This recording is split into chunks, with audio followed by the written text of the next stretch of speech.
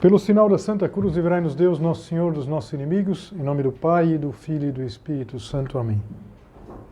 Meu Senhor e meu Deus, creio firmemente que estás aqui, que me vês, que me ouves.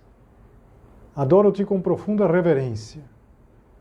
Peço-te perdão dos meus pecados e graça para fazer com fruto este tempo de oração. Minha Mãe Imaculada, São José, meu Pai e Senhor, meu anjo da guarda, intercedei por mim.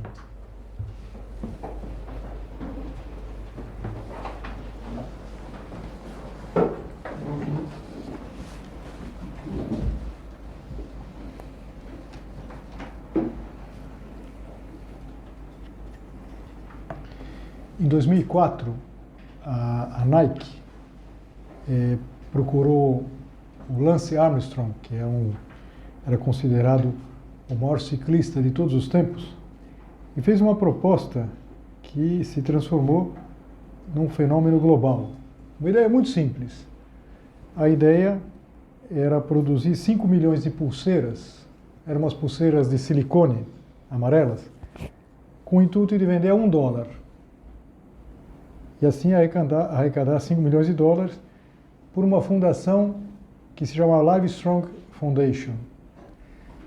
E essa fundação tinha sido criada pelo próprio Lance Armstrong, porque ele era um sobrevivente do câncer. É um atleta de alta performance que tinha vencido um câncer. E o objetivo dessa fundação era principalmente conscientizar e levantar fundos para o combate à doença. E foi um sucesso. Foi um sucesso. A Nike investiu pesado em marketing, distribuiu, por exemplo, todos os atletas das Olimpíadas daquele ano dos Estados Unidos usavam aquela pulseira. Talvez você tenha até visto uma foto, alguém da sua família, porque o candidato à presidência dos Estados Unidos utilizava. E o resultado foi espantoso. Uma pulseira que custava 15 centavos para ser produzida, vendeu 20 milhões de unidades em menos de 5 meses. Só que em 2012, o que tinha sido um sucesso se transformou num escândalo, porque a agência antidoping dos Estados Unidos reuniu umas provas incontestáveis e o Armstrong foi banido do esporte. Perdeu todas as medalhas, todos os títulos. Ele, por exemplo, admitiu que ele tinha trapaceado para conquistar 7 títulos consecutivos do Tour de France, que é a corrida mais importante de bicicleta do circuito mundial. E claro, a Nike cortou com o laço com o ciclista e do Livestrong surgiu uma variação que é Livestrong, ou seja, não era a força para viver, mas a força para mentir. Então, foi uma coisa tremenda. Quem acompanha, quem gosta de esporte, foi impressionante aquilo. Uma pessoa que parecia, e de fato era até aquele momento o maior ciclista de todos os tempos, de repente caiu como um grande personagem desmascarado. E eu lembrava disso porque o Evangelho do próximo domingo relata uma parábola em que um personagem é desmascarado. Uma pessoa que era muito bom profissionalmente, ele era administrador de um homem muito rico. E de repente se descobre que ele era desonesto, que ele roubava. É conhecida como a parábola do administrador infiel. E começa dizendo assim: naquele tempo, nós vamos ouvir isso no domingo, Jesus disse aos discípulos: um homem rico tinha um administrador que foi acusado de esbanjar os seus bens. Ele o chamou e lhe disse: que é isso que ouço a teu respeito? Presta contas à tua administração, pois já não podes mais administrar meus bens. De uma hora para outra ele perdeu tudo. Ele já não podia mais trabalhar, não podia mais administrar aqueles bens. E esse homem, ele teve que se reinventar. O que ele ia fazer? O administrador, então, começou a refletir. O senhor vai me tirar a administração, o que vou fazer? Para cavar não tenho forças. Ou seja, trabalhando pesado. De mendigar tenho vergonha. Já sei o que fazer, para que alguém me receba em sua casa quando eu for afastado da administração. Veja, esse homem, ele era desonesto, clarissimamente desonesto. Mas ele não era apático. Isso é importante para a gente entender como vai continuar a parábola. Ele sabe o que ele quer. E sem perder um instante, ele coloca todos os meios que parecem mais adequados. Ele vai fazer uma coisa desonesta agora. Ele vai pressionado pela demissão. Ele precisa conseguir gente que depois o apoie quando ele sair. Então ele chamou cada um dos que estavam devendo ao seu patrão e perguntou ao primeiro: quanto deves ao meu patrão? Ele respondeu: 100 barris de óleo. O administrador disse: pega a tua conta, senta-te depressa e escreve 50. Dá a entender que havia todo um controle. E ele estava, digamos assim, administrando tudo isso. O que ele faz? Ele pega alguém que está devendo 100 e fala: para você eu faço por 50. Claro, o que devia fica muito contente. De uma hora para outra, metade da dívida vai embora. Depois ele perguntou ao outro: e tu quanto deves? Ele respondeu: 100 medidas de trigo. O administrador disse: pega a tua conta e escreve 80. Ele foi fazendo uns abatimentos por conta própria. Estava lesando, evidentemente, o seu senhor, mas já pensando que essas pessoas que foram favorecidas por ele, depois era alguém com quem ele podia fazer algum negócio, com quem ele podia conseguir alguma coisa. Ou seja, ele não retifica o mal que ele tinha feito.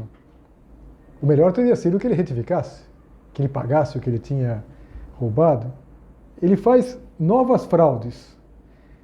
Mas Jesus, com essa parábola, ele não quer mostrar exatamente a honestidade, ele quer mostrar a diligência, ou seja, essa capacidade, essa tenacidade que nós também temos para conseguir os nossos fins. Então esse homem precisava se virar, ele já não tinha forças para cavar, para trabalhar no pesado, não tinha coragem de repente virar um mendigo.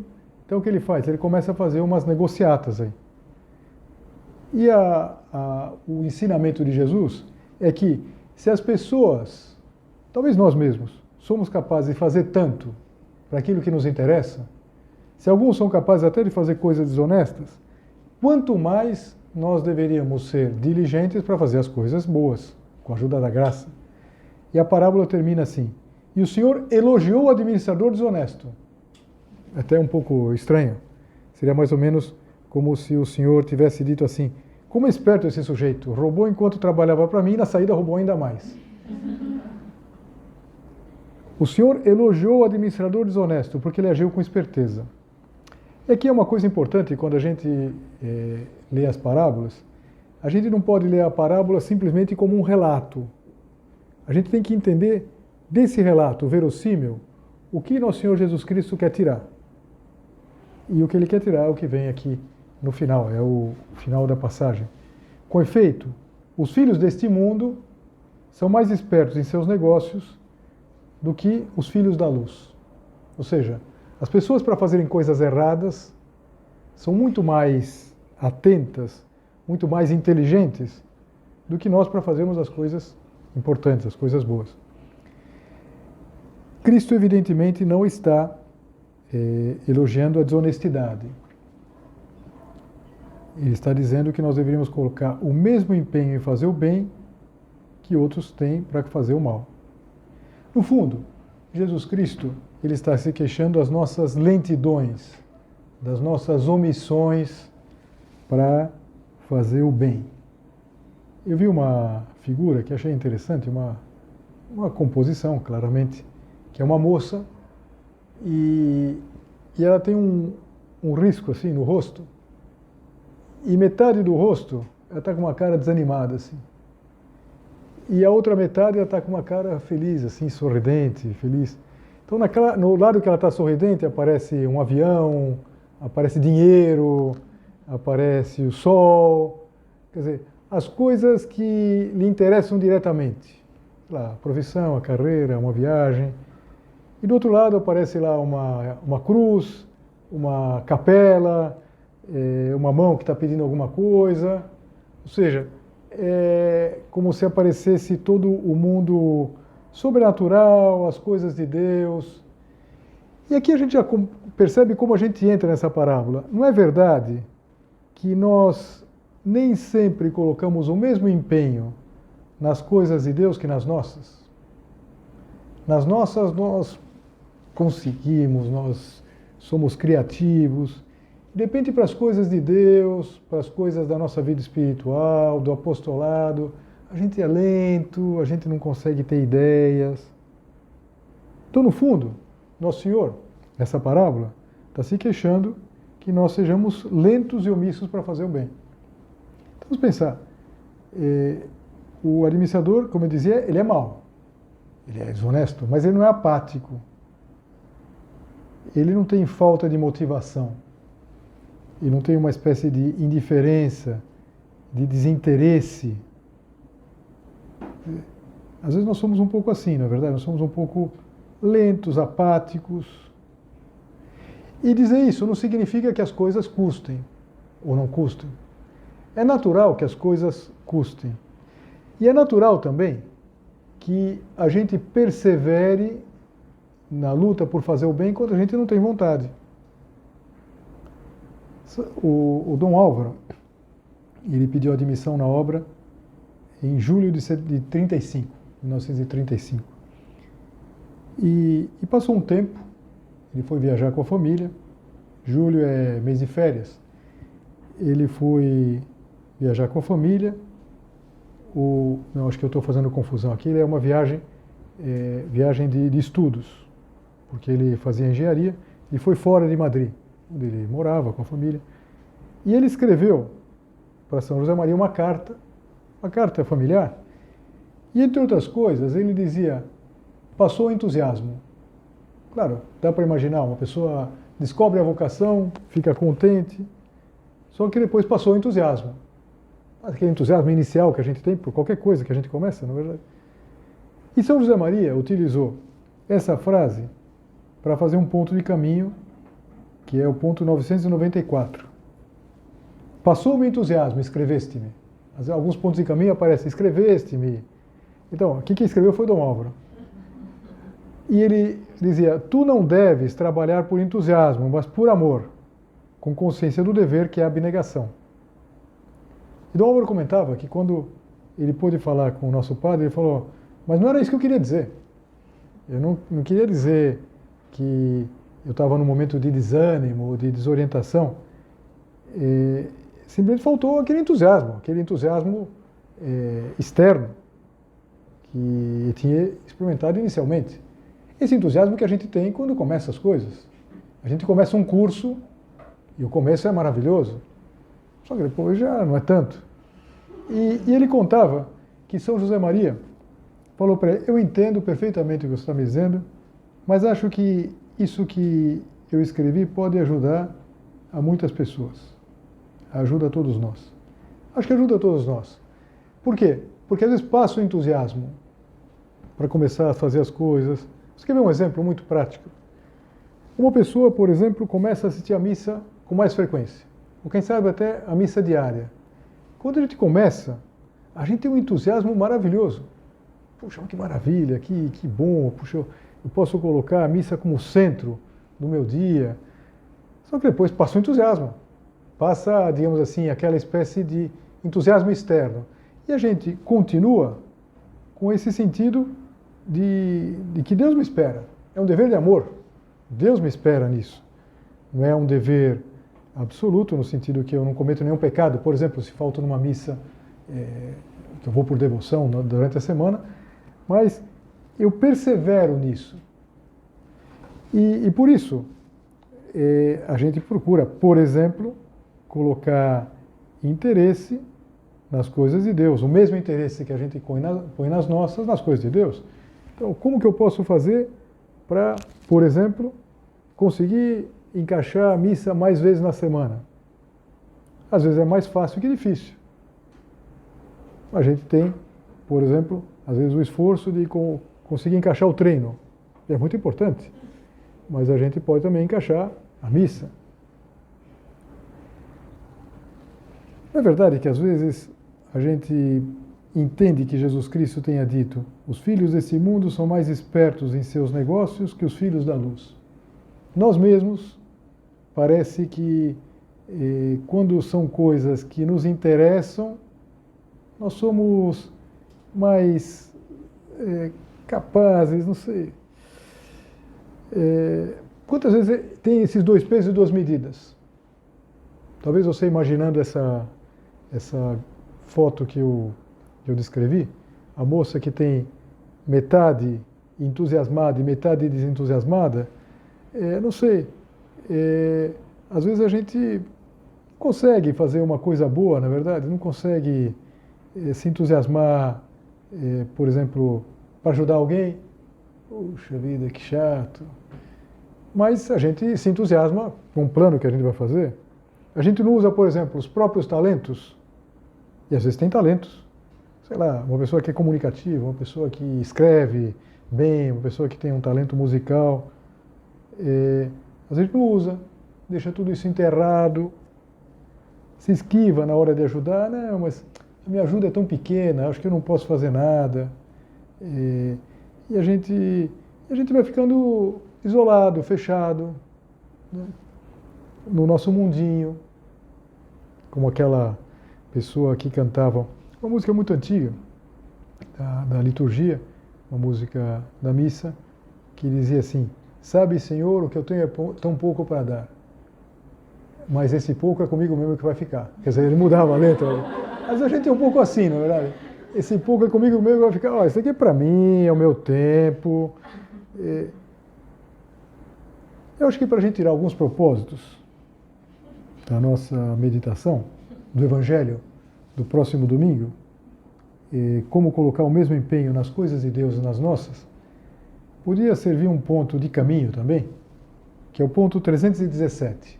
Diz assim: que empenho põe os homens nas suas coisas terrenas, todos nós, homens e mulheres, que empenho põe os homens nas suas coisas terrenas, sonhos de honras, ambição de riquezas, preocupações de sensualidade, eles e elas, ricos e pobres, velhos e homens feitos, jovens e até crianças, todos a mesma coisa.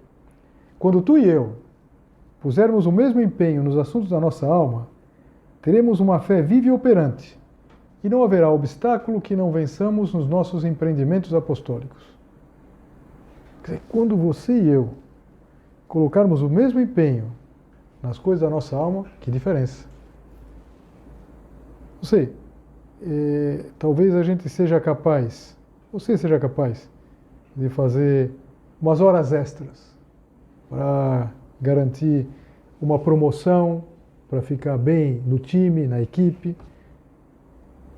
Mas de repente não é o mesmo empenho, por exemplo, para fazer umas horas extras para Deus, para dedicar um tempo diário para oração. Puxa, não consigo, é tão difícil, o dia foi tão pesado.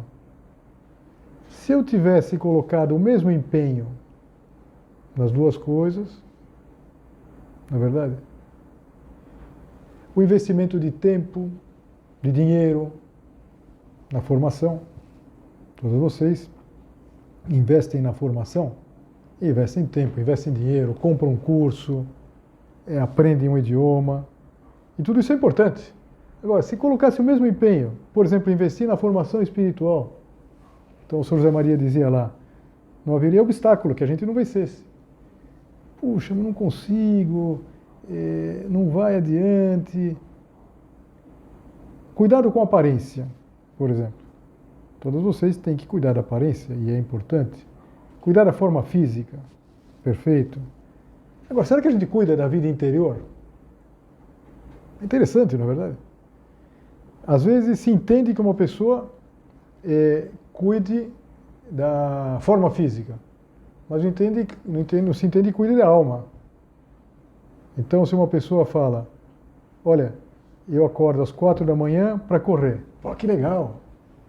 Você fala, olha, eu procuro fazer esse sacrifício para agradar a Deus. Mas para quê?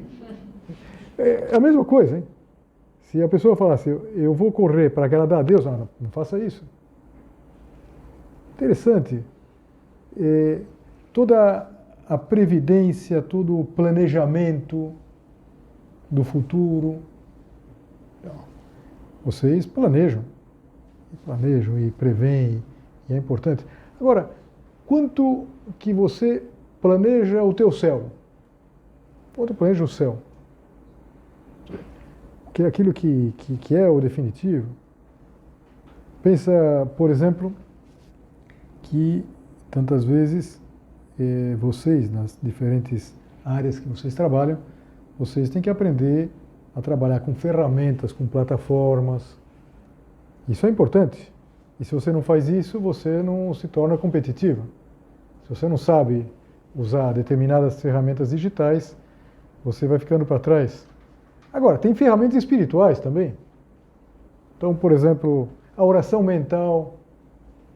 Puxa vida, eu não consigo aprender a fazer oração. Mas será que eu ponho algum empenho para fazer oração? Puxa, o exame de consciência nunca sai.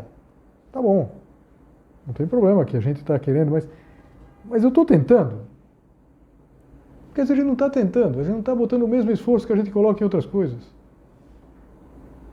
Uma vez numa construção, tinha uma coisa lá que precisava pegar, uma espécie de uma estrutura, quase como se fosse uma mesa assim. E então estavam dois sujeitos tentando pegar e não conseguiam. E teve um terceiro lá que se cansou e vê os dois lá, foi lá, pegou sozinho e tirou. E um comentou com o outro, fazendo força até a gente. Às vezes é assim, na verdade. Fazendo força. Mas será que a gente não precisa fazer força? Será que se a gente faz força para aprender as coisas, se a gente faz força para conhecer aquilo que a gente tem que conhecer profissionalmente, se a gente fez força, por exemplo, para aprender a tabuada. Eu não sei, aqui algumas de vocês trabalham na educação, eu não sei como se ensina a tabuada hoje em dia.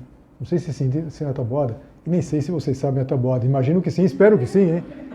Mas era o grande primeiro desafio da nossa vida, que a gente tinha que saber a tabuada. E na época as pessoas não batiam para doer, um pouco batiam. Então o que acontecia? Ele chamava lá na frente, e se o sujeito errava a tabuada, ficava num canto, lá, praticamente como se fosse um bandido. Então, agora, graças a isso, a gente consegue saber relativamente bem a tabuada, na verdade. Então, a gente coloca esforço, tudo a gente coloca esforço. Não sei, quem toca um instrumento, quanto esforço coloca para isso. Será que a gente precisa colocar esforço para que as coisas de Deus, o apostolado, a vida espiritual, saia? Para organizar a agenda, por exemplo. Se a gente organiza muito bem a nossa agenda, com disciplina, para não deixar passar um prazo, será que a gente não poderia organizar melhor a nossa agenda para, por exemplo, falava antes, assistir a missa com mais frequência? E, sobretudo, se a gente busca tanta validação, porque muitas vezes é isso, no fundo, mais do que o salário, mais do que... é a validação, eu quero uma validação, eu quero ser reconhecido como um bom profissional. É bom que você queira essa validação, é bom que você tenha prestígio profissional. Agora, será que a gente não poderia fazer as coisas para agradar a Deus? Pode parecer um pouco estranho até, mas é claro que Deus fica contente quando te vê perseverando, quando te vê recomeçando em alguma coisa que você tinha tentado e não tinha mais conseguido. Eu acho que chega sempre um momento em que a gente precisa fazer essa descoberta. Tem uma história muito bonita, que é do São Francisco de Borja. São Francisco de Borja, ele tinha muita proximidade com o rei da Espanha. Ele era praticamente um conselheiro do rei, estava sempre junto do rei. E quando morreu a rainha, que era a mulher mais bonita da Europa, do mundo, da época, ele recebeu uma incumbência que era de acompanhar todo o cortejo fúnebre. Acho que algumas de vocês conhecem essa história porque o padre Augusto Dantas contou recentemente, muito melhor do que eu estou contando aqui. Mas se alguém não leu, não ouviu, vai... O fato é que ele acompanhou e tiveram que fazer uma viagem de vários dias, 2 semanas, até o sul da Espanha, onde ficava lá o mausoléu dos reis.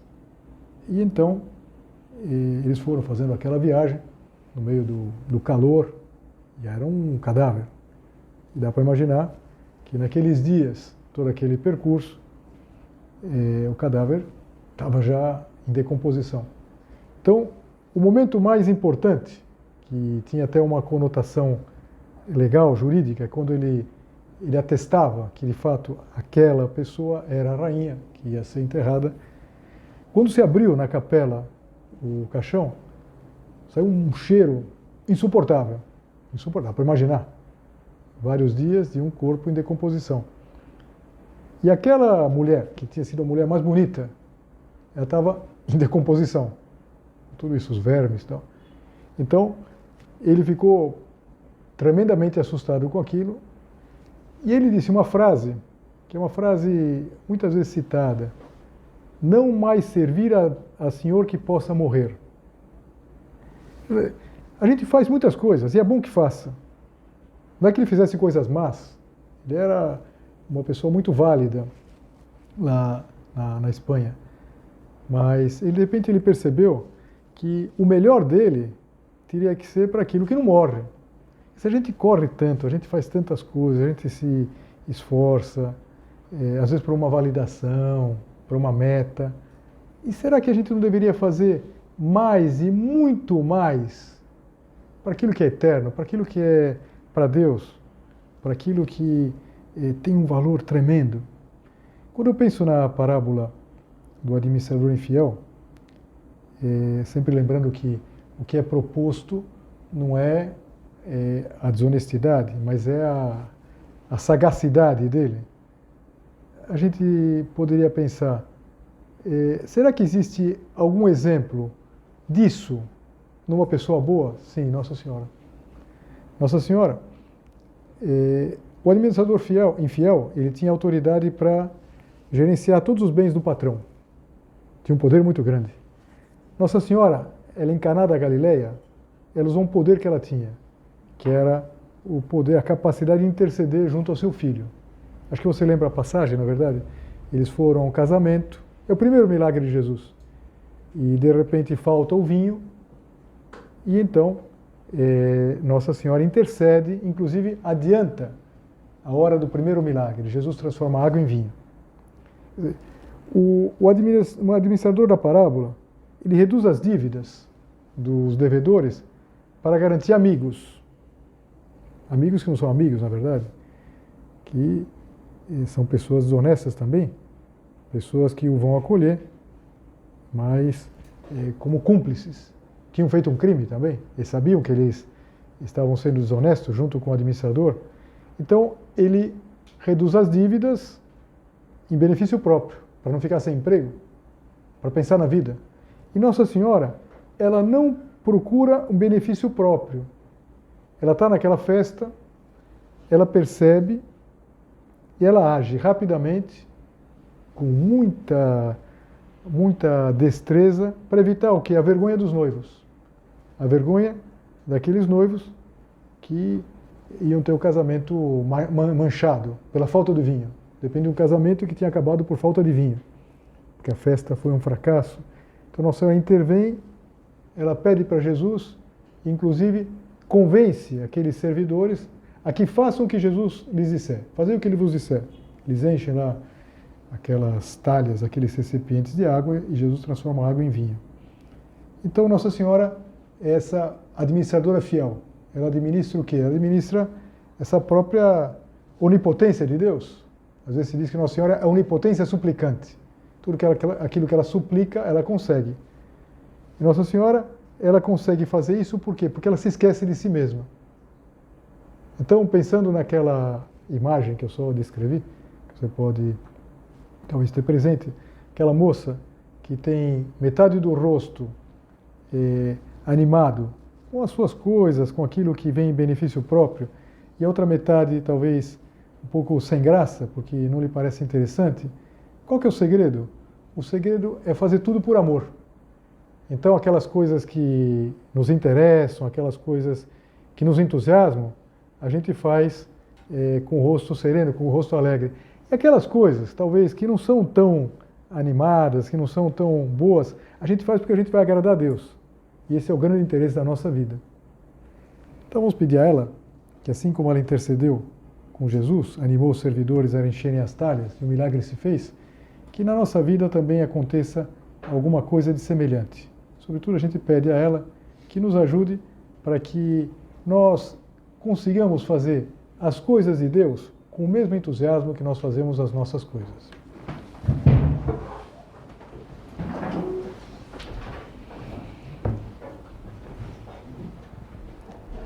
Dou-te graças, meu Deus, pelos bons propósitos, afetos e inspirações que me comunicaste nesta meditação.